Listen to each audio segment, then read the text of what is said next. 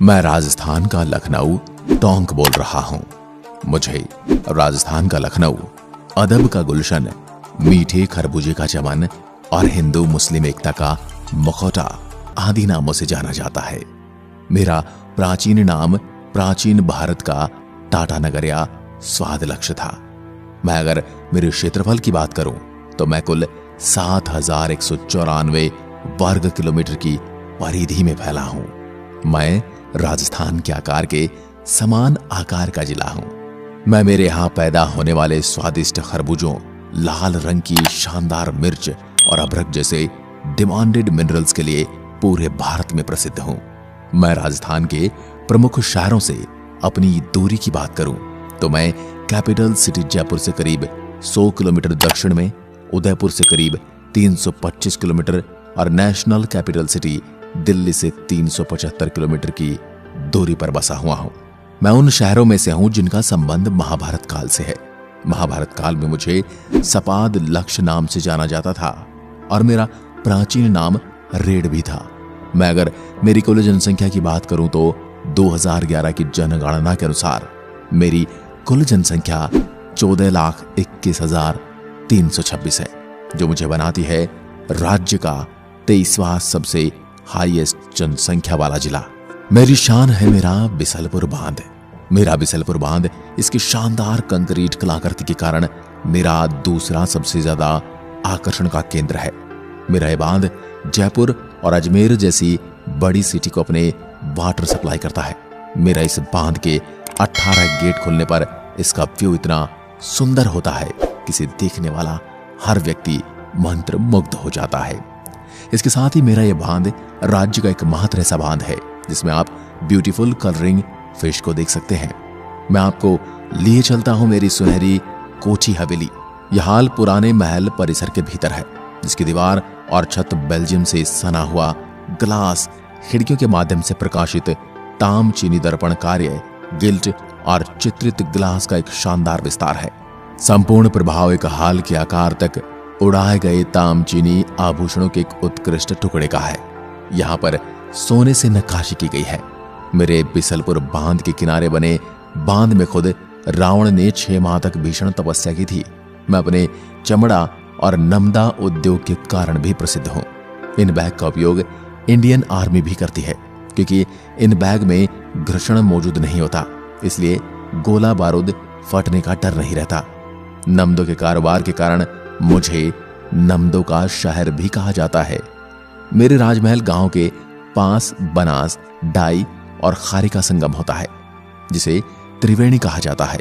त्रिवेणी मेरे शहर के प्रसिद्ध दर्शनीय स्थलों में से एक है। इस संगम के किनारे गोकर्णेश्वर महादेव का प्रसिद्ध मंदिर है। यह मंदिर 8 खंभों पर बना है, जो काफी सुंदर लगता है। अब मैं आपको ले चलता हूं मेरे श्री कल्याण जी मंदिर। श्री कल्याण जी मंदिर को डिग्गी कल्याण जी मंदिर के नाम से भी जाना जाता है। यह मंदिर मेरे मालपुरा तहसील में स्थित है। इस मंदिर में आप आसानी से पहुंच सकते हैं।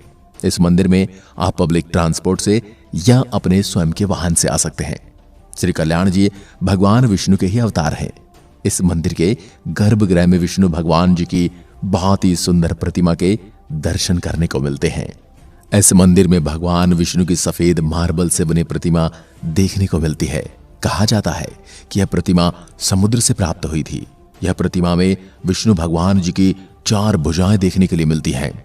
इस मंदिर के दर्शन के लिए दूर दूर से श्रद्धालु यहां आते हैं। इस मंदिर में आकर एक बहुत ही अनोखी कहानी के बारे में जान सकते हैं।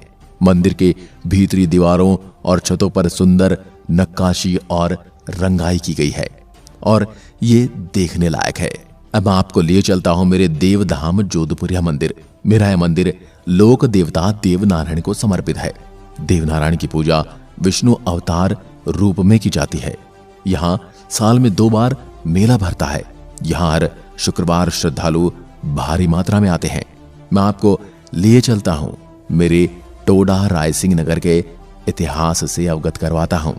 यह शहर मेरा ऐतिहासिक नगर है और यहाँ पर कई सुंदर स्मारक हैं। मेरी इस हाड़ी रानी बावड़ी पर फिल्म पहले की शूटिंग भी की गई थी। कहते हैं कि आप इस बावड़ी में जिस सीढ़ी से अंदर आए हैं उससे बाहर नहीं जा सकते। इस बावड़ी को शीश काटकर पति को भेजने वाली हाड़ी रानी की यादें बनवाया गया था। इनके अलावा मेरे शहर में सरडा रानी की बावड़ी और ख्वाजा की बावड़ी भी देखने को मिलती है। लोक देवता पीपाजी की गुफा भी मेरे ही टोडा रायसिंह गांव में है। इसके अलावा मांडव ऋषि की तपोभूमि मांडकला गांव को मेरा मिनी पुष्कर भी कहा जाता है। मैं टोंक। अगर मेरे यहाँ की प्रमुख भाषा की बात करूं तो मेरे यहाँ 84 बोलियां बोली जाती हैं। इसके अलावा यहाँ दाड़ी, जयपुरी और झाड़शाही बोलियां भी बोली जाती हैं। मैं टोंक। अगर मेरे यहाँ के प्रमुख कारोबारों या उद्योग धंधों की बात करूं तो मेरे शहर में उत्पादित कपास, बीड़ी, सरसों और साथ ही नमदा उत्पादन के लिए प्रसिद्ध हूं। मैं टोंक। अगर अपने वाहन रजिस्ट्रेशन की बात करूं तो मेरे यहाँ के वाहन रजिस्ट्रेशन कोड RJ26 है। मेरे शहर के मध्य से एक नेशनल हाईवे भी निकलता है जो मुझे भोपाल, कोटा और जयपुर से जोड़ता है। मेरे जिले में बारिश कम होती है, लेकिन मेरे जिले की अधिकांश सिंचाई नदियों और बीसलपुर बांध के पानी से की जाती है। अगर मैं बात करूं मेरी प्रमुख फसलों की तो मेरे यहाँ ज्वार, गेहूं, मक्का, कपास, चना और तिलहन की फसलें प्रमुख रूप से बोते हैं। अब बात करते हैं मेरे यहाँ स्थित क्लॉक टावर की। क्लॉक टावर मेरे यहाँ का एक प्रमुख मुख्य टूरिस्ट स्पॉट है। क्लॉक टावर टोंक जिले के मुख्य शहर में स्थित है। यह बस स्टैंड से करीब 3 किलोमीटर दूर है। स्थानीय क्लॉक टावर को घंटा घर के नाम से भी जाना जाता है। इसका निर्माण यहाँ के नवाब मोहम्मद सादत अली खान ने 1937 में किया था। क्लॉक टावर 3 मंजिला है, जिसकी सबसे ऊपरी मंजिल में घड़ी लगी हुई है। यहाँ पर चारों दिशाओं में विशाल 4 घड़ियां लगी हुई हैं। पुराने जमाने में यह एक घड़ी प्रत्येक घंटे में बहुत तेज आवाज करती थी। अभी भी यह घड़ी सुचारू रूप से चल रही है और लोगों को समय बताती है। आप इस घड़ी को देख सकते हैं जो बहुत सुंदर लगती है। इस घड़ी के नीचे छोटा सा कमरा भी बना हुआ है। शाम के समय यह घड़ी बहुत सुंदर लगती है। अब बात करते हैं रसिया की टेकरी की। रसिया की टेकरी टोंक का टूरिस्ट प्लेस है। रसिया की टेकरी टोंक जिले में स्थित एक ऊंची पहाड़ी है। इस पहाड़ी पर आप ट्रैकिंग करके पहुंच सकते हैं। इस पहाड़ी से टोंक जिले का बहुत ही सुंदर दृश्य देखने को मिलता है। यहाँ पर बरसात के समय आकर बहुत अच्छा लगता है, क्योंकि बरसात के समय चारों तरफ हरियाली रहती है। यहाँ पर एक स्मारक भी बना हुआ है। मैं टोंक। अब आपको लिए चलता हूं मेरे बीसल देव मंदिर। बीसल देव मंदिर, जिसे बिसाल देवी जी का मंदिर भी कहा जाता है। यह मंदिर मेरे शहर में बनास नदी पर बिसलपुर बांध के साथ ही बना हुआ है। यह मंदिर भगवान शिव के एक रूप गोकर्णेश्वर को समर्पित है। यह मंदिर राष्ट्रीय महत्व का एक स्मारक है। इसे 12वीं शताब्दी में शाहमान शासक विग्रहराज चतुर्थ द्वारा शुरू किया गया था, जिसे बिसाल देव के नाम से भी जाना जाता है। मंदिर की वास्तुकला और सुंदर नक्काशी मुख्य रूप से दर्शनीय है। मंदिर से बिसलपुर बांध के सुंदर दृश्य देखे जा सकते हैं। अब मैं आपको दिखाने वाला हूं मेरा अजूबा हाथीभाटा। टोंक सवाई माधोपुर राजमार्ग से 30 किलोमीटर दूर मेरे काकोड़ कस्बे में स्थित हाथीभाटा भारत के सुंदर स्मारकों में से एक है। हाथीभाटा राजस्थान में सबसे दिलचस्प पर्यटन स्थलों में से एक है। प्रत्येक वर्ष भारी संख्या में इस पर्यटन स्थल को देखने लोग विभिन्न स्थानों से आते हैं। यह एक चट्टान से निर्मित नक्काशीदार एक हाथी की पत्थर की मूर्ति है, जो पर्यटकों को अपने आकार और विशिष्टता के कारण आकर्षित करती है। अब मैं आपको लिए चलता हूं हाड़ी रानी का कुंड टोडा रायसिंह के पास। हाड़ी रानी का कुंड टोंक जिले का एक मुख्य आकर्षण स्थल है। यह एक सुंदर बावड़ी है। यह बावड़ी वास्तुकला की दृष्टि से बड़ी महत्वपूर्ण है। इस बावड़ी में आपको दोहरी सीढ़ियां देखने को मिलती हैं। इस बावड़ी में आप जिन सीढ़ियों से नीचे जाते हैं, उस सीढ़ी से वापस ऊपर नहीं आते हैं। यहाँ पर आपको सीढ़ियों की भूल भुलैया देखने को मिलती है। हाड़ी रानी के कुंड को अमर प्रेम की निशानी माना जाता है। 1358 ईस्वी में जेता मीणा ने बूंदी के शासक देवहाड़ा को पराजित कर किले पर कब्जा कर लिया था। देवहाड़ा की पुत्री हाड़ी रानी से विवाह करना चाहता था। टोडा का शासक राव रूपाल एक वीर योद्धा थे। हाड़ी रानी की मदद मांगने पर टोडा शासक राव रूपाल बूंदी के मीणों को हराकर देवहाड़ा को फिर से बूंदी वापस सौंप दिया। इससे प्रभावित होकर हाड़ी रानी राव रूपाल से प्रेम करने लगी और उनका विवाह हो गया। विवाह के बाद अपने अटूट प्रेम की याद में इस कुंड का निर्माण किया गया, जिसे हाड़ी रानी के कुंड के नाम से जाना जाता है। इस कुंड के एक तरफ आपको स्मारक बनी हुई देखने को मिलती है जो बड़ी सुंदर लगती है। आप यहां पर आकर इस कुंड की सुंदरता को देख सकते हैं। यहां पर गार्डन भी बना हुआ है। यह कुंड टोंक जिले के टोडा रायसिंह तहसील में स्थित है। यहां पर आप घूमने के लिए जा सकते हैं। अब बात करते हैं मुस्लिम धर्म से जुड़ी धार्मिक स्थल जामा मस्जिद की। यह एक प्राचीन मस्जिद है। यह मस्जिद बड़ी सुंदर है। इस मंदिर की दीवारों में सुंदर पेंटिंग देखने को मिलती है और मीनाकारी का सुंदर काम ये देखने को मिलता है। 4 बड़ी मीनारें देखने को मिलती है। इस मस्जिद का निर्माण 1246 में टोंक जिले के पहले नवाब अमीर खान ने करवाया था। यह मस्जिद राजस्थान की सबसे सुंदर मस्जिदों में से एक है। यह मस्जिद टोंक जिले में बड़ा कुआं के पास में स्थित है। आप यहां पर आसानी से पहुंचकर घूम सकते हैं। यह मस्जिद टोंक शहर के बीचों बीच बनी हुई है। अब आपको ले चलता हूं मेरे खातौली विद्युत प्लांट। खातौली मेरी उनियारा तहसील के पास में स्थित है।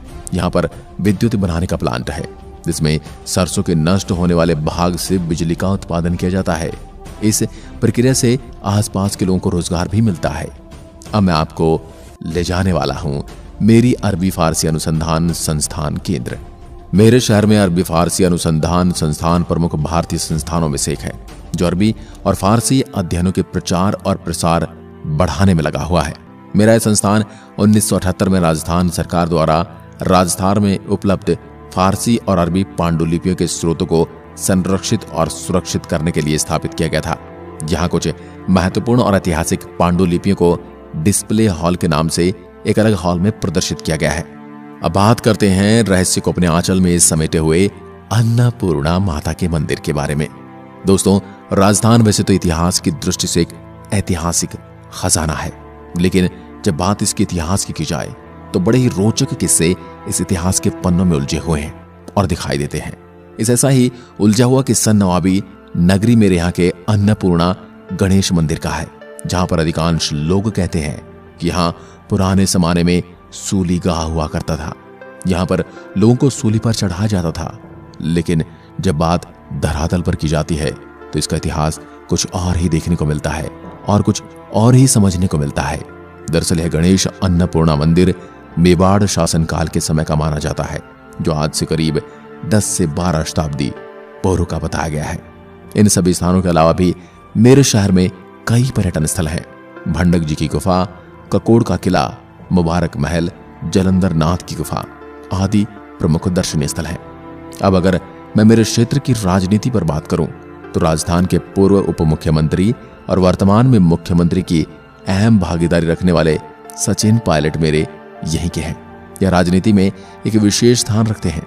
अगर इनकी व्यक्तिगत जीवनी की बात करें तो सचिन पायलट एक भारतीय राष्ट्रीय कांग्रेस के राजनेता और राजस्थान राज्य के उप मुख्यमंत्री रह चुके हैं। अगर आप मेरी यात्रा करने वाले हैं तो मैं आपको बता दूं कि मुझ तक पहुंचने के लिए आप सड़क और हवाई मार्ग का उपयोग कर सकते हैं, क्योंकि मेरे शहर में रेल सुविधा उपलब्ध नहीं है। अगर आप सड़क मार्ग से आते हैं तो जयपुर, उदयपुर, दिल्ली, ग्वालियर और देश के अन्य शहरों से मुझ तक आप आसानी से पहुंच सकते हैं। अगर आप हवाई मार्ग से मेरी यात्रा करने वाले हैं तो आपको बता दूं कि मेरा निकटतम हवाई अड्डा सवाई माधोपुर हवाई अड्डा है, जो मुझसे 78 किलोमीटर की दूरी पर है।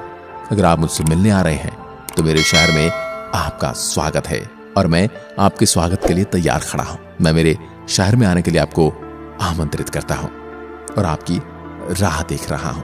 आज की वीडियो में बस इतना ही। धन्यवाद। जय हिंद, जय भारत।